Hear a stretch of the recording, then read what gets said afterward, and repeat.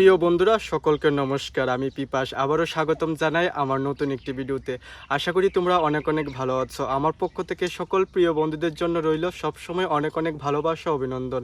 তো বন্ধুরা, যারা আমার ভিডিও দেখো তারা তো অবশ্যই জানো আমাদের জমিতে যখন নতুন নতুন পদ্ধতি এবং কৌশল অবলম্বন করে থাকি এবং আমাদের জমিতে যখন নতুন নতুন ফুল এবং ফসলের সৃষ্টি হয়, প্রত্যেকটি জিনিস কিন্তু আমার প্রিয় বন্ধুদের সঙ্গে আমি শেয়ার করে থাকি। তো বন্ধুরা, আজকে তোমাদের জন্য নিয়ে আসলাম কৃষিকাজের আরেকটি নতুন ভিডিও। আজকের ভিডিওটা অনেক অনেক ভালো হতে চলেছে।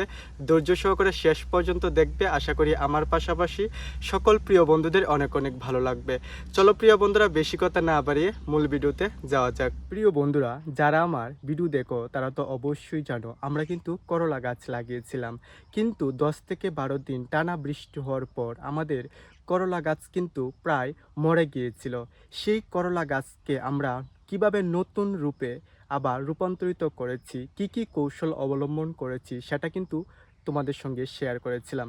তো বন্ধুরা, চলো এখন তোমাদের সঙ্গে শেয়ার করি বর্তমানে আমাদের করলা গাছটি দেখতে কীরকম হয়েছে এবং আমাদের গাছের মধ্যে কতটুকু পরিমাণ ফুল এবং নতুন নতুন ফসলের সৃষ্টি হতে শুরু করে দিয়েছে।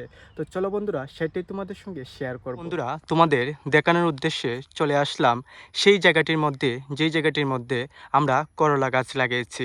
তো চলো প্রিয় বন্ধুরা, এখন তোমাদের সঙ্গে শেয়ার করব কৌশল বা পদ্ধতি অবলম্বন করার পর বর্তমানে আমাদের গাছের কি পরিবর্তন হলো এক এক করে তোমাদের সামনে তুলে ধরার চেষ্টা করব। কিন্তু আমাদের গাছটি দেখতে এরকম ছিল। তারপর প্রিয় বন্ধুরা, আমরা নানা রকম কৌশল বা পদ্ধতি অবলম্বন করে আমাদের গাছের পরিবর্তন করেছি। তো চলো প্রিয় বন্ধুরা, এখন সামনে থেকে দেখাই। কৌশল বা পদ্ধতি অবলম্বন করার পর বর্তমানে দেখতেই পাচ্ছ আমাদের গাছের অবস্থা। আমাদের গাছের মধ্যে কিন্তু নতুন করে অনেক অনেক শাখা বের হচ্ছে এবং গাছের মধ্যে কিন্তু নতুন করে ফুলের সৃষ্টি হচ্ছে। তো প্রিয় বন্ধুরা, তোমাদের কাছে বর্তমানে আমাদের করলা গাছটিকে দেখতে কীরকম লাগছে অবশ্যই কিন্তু কমেন্ট করে জানাবে। তো চলো প্রিয় বন্ধুরা, এখন তোমাদের সঙ্গে শেয়ার করব আমাদের গাছের মধ্যে কতটুকু পরিমাণ ফসলের সৃষ্টি হতে শুরু করে দিয়েছে। দেখতে পাচ্ছ আমাদের গাছের মধ্যে কিন্তু নতুন নতুন ফসলের সৃষ্টি হতে শুরু করে দিয়েছিল। তো প্রিয় বন্ধুরা, যখন আমাদের গাছটি একদম নষ্ট হয়ে যাচ্ছিল তখন কিন্তু এই যে ফসলটি, তখন কিন্তু এই ফসলটি কিন্তু নষ্ট হয়ে যাচ্ছিল। তো প্রিয় বন্ধুরা, এখন আমরা কৌশল অবলম্বন করার 5 থেকে 7 দিনের মধ্যে কিন্তু আমাদের গাছের মধ্যে খুব সুন্দর সুন্দর ফসলের সৃষ্টি হতে শুরু করে দিয়েছে। তোমাদের কাছে ফসলগুলা দেখতে কীরকম লাগছে অবশ্যই কিন্তু কমেন্ট করে জানাবে। তো প্রিয় বন্ধুরা, তোমাদের আরেকটি কথা বলে রাখি, আমাদের যে করলা গাছটি সেটা যে একেবারে পরিবর্তন হয়ে গেছে সেটা কিন্তু না।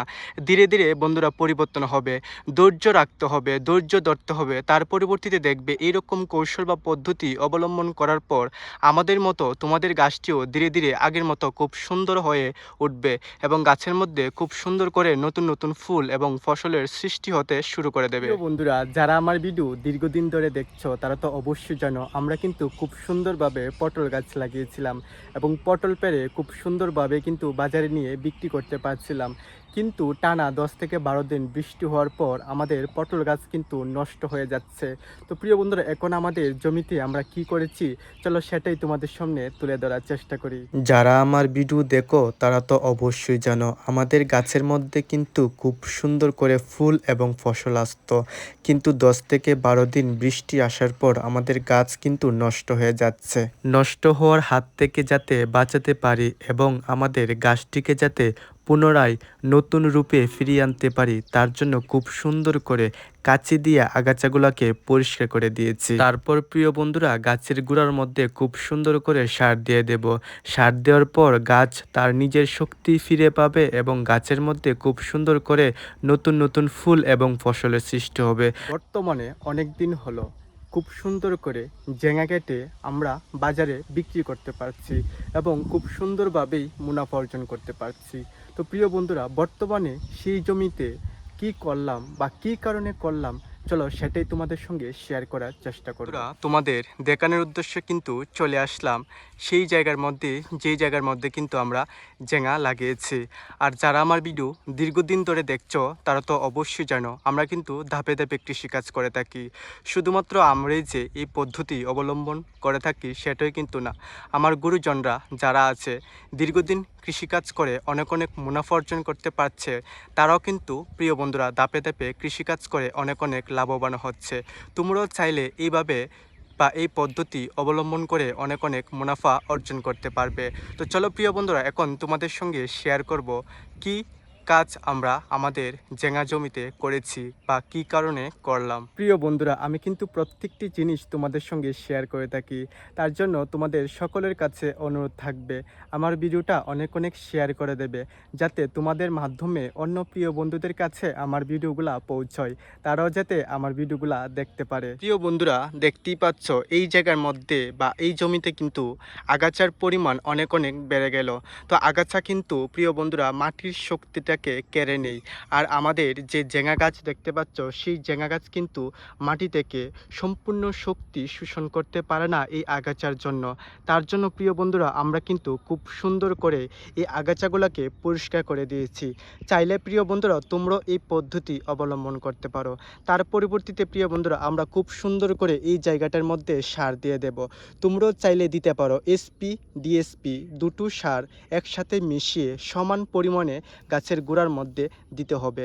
তার পরিবর্তিতে দেখবে তোমাদের গাছটিও খুব সুন্দর হয়ে উঠবে এবং গাছের মধ্যে নতুন নতুন ফুল এবং ফসলের সৃষ্টি হতে পারবে।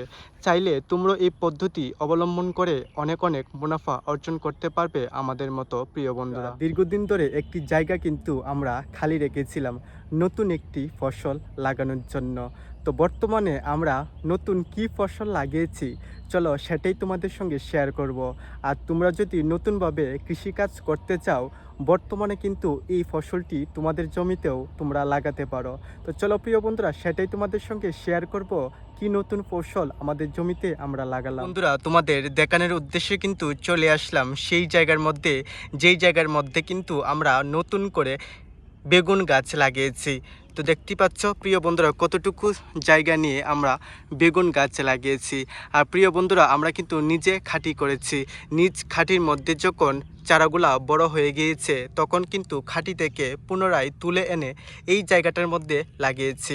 প্রিয় বন্ধুরা চাইলে কিন্তু বর্তমানে তোমরাও এখন বেগুন গাছ লাগাতে পারো। বন্ধুরা আমি কিন্তু প্রত্যেকটি জিনিস তোমাদের সঙ্গে শেয়ার করে থাকি, তার জন্য অবশ্যই সকলের কাছে অনুরোধ থাকবে যারা আমার ভিডিও নতুন দেখছো তাদেরকে অবশ্যই বলবো যদি ইউটিউবে দেখে থাকো আমার ইউটিউব চ্যানেলটিকে সাবস্ক্রাইব করে রেখো, আর যদি ফেসবুকে দেখে থাকো তাহলে অবশ্যই আমার ফেসবুক পেজটিকে ফলো করে রাখবে। আমি যখন ভিডিও আপলোড করব প্রিয় বন্ধুরা যাতে তোমাদের কাছে আমার ভিডিওগুলো পৌঁছে যায়।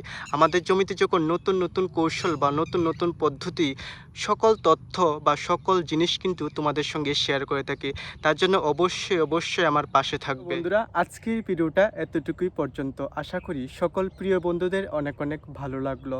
আমার পক্ষ থেকে সকল প্রিয় বন্ধুদের জন্য সব সময় থাকবে অনেক অনেক ভালোবাসা, অভিনন্দন। বন্ধুরা তোমাদের কাছে আরেকটি অনুরোধ করব, যদি তোমাদের কাছে ভিডিওটা ভালো লাগে থাকে তাহলে অবশ্যই অবশ্যই লাইক করবে, অবশ্যই কমেন্ট করবে। তোমাদের কমেন্ট কিন্তু আমার কাছে অনেক অনেক গুরুত্বপূর্ণ নতুন নতুন ভিডিও তৈরি করার জন্য। প্রিয় বন্ধুরা সকলকে ভালোবাসা, সকলকে নমস্কার, এ কথা বলেই সকল প্রিয় বন্ধুদের কাছ থেকে আজকে বিদায় নিচ্ছি।